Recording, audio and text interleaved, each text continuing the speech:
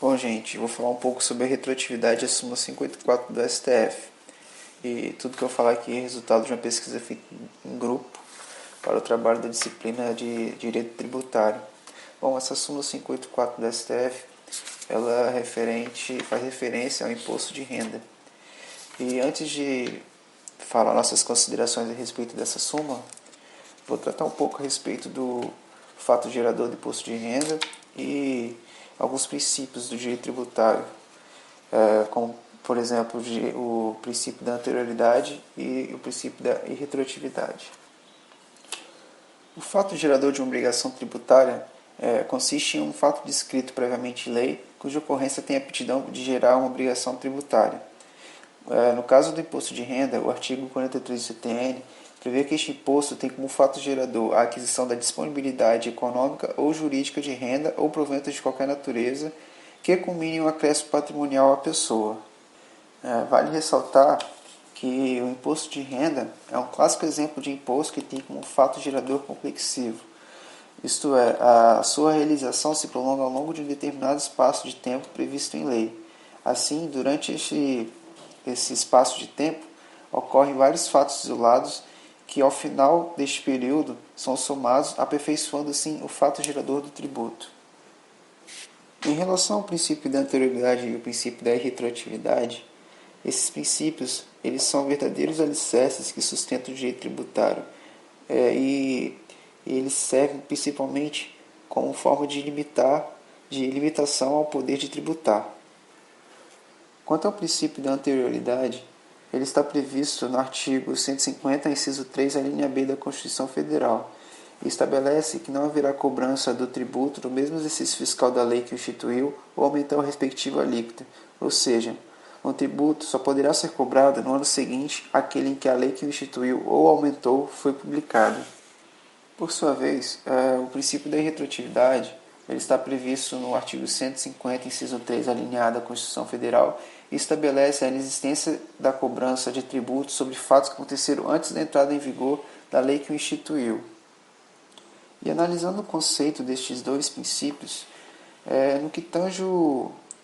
aos impostos de fato gerador complexivo, pode-se dizer que a lei, para atender os preceitos dos princípios da retroatividade e anterioridade, deve ser anterior a todo o conjunto dos fatos isolados que aperfeiçoam, ao término do período base, o fato gerador do tributo. Ocorre que o Supremo Tribunal Federal, relativamente ao imposto de renda, ele possui um entendimento em sentido oposto que está previsto na súmula 584 do STF. Bom, essa súmula foi editada em 1976,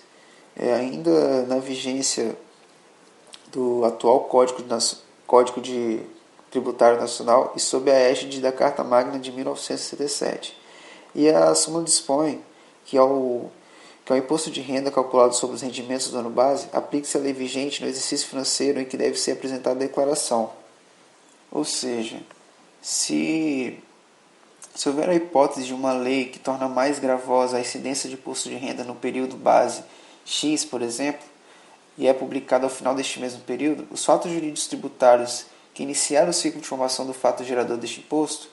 ainda que eles sejam anteriores à data da publicação da lei, eles serão afetados por esta majoração. Para ficar mais claro, eu vou dar um exemplo. Imagine que a União Federal ela pretende majorar a alíquota do imposto de renda da pessoa física durante o período base de 2016. Ela pode publicar a respectiva lei até o dia 31 de dezembro deste mesmo ano, sem que ocorra qualquer violação ao princípio da retroatividade, pois, de acordo com a súmula 584 da STF,